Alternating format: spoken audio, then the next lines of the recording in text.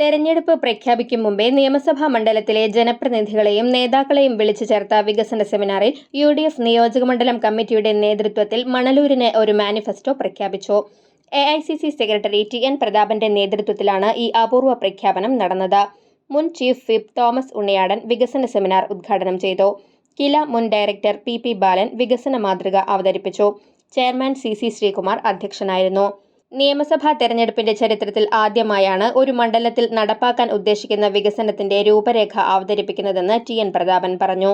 മണ്ഡലത്തിൽ വിശദമായ സർവേ നടത്തിയതിൽ നിന്നും ഉരുത്തിരിഞ്ഞ ജനങ്ങളുടെ അഭിപ്രായങ്ങളുടെ കരടുരേഖ വികസന സെമിനാറിൽ അവതരിപ്പിച്ചു.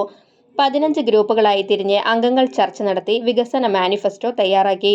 പ്രസ്തുത മാനിഫെസ്റ്റോ അനുസരിച്ചാണ് UDF വിജയിച്ചാൽ പദ്ധതികൾ നടപ്പിലാക്കുന്നതിന് ലക്ഷ്യമിടുന്നത്.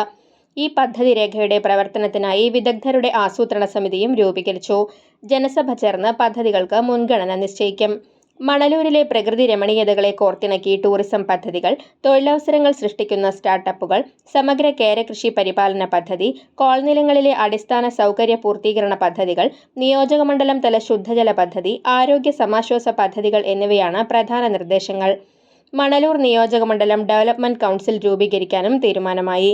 CH Rasheed, KK Babu, PRN Nambeesan, Jio Fox, CJ Stanley എന്നിവർ വികസന സെമിനാറിൽ സംസാരിച്ചു.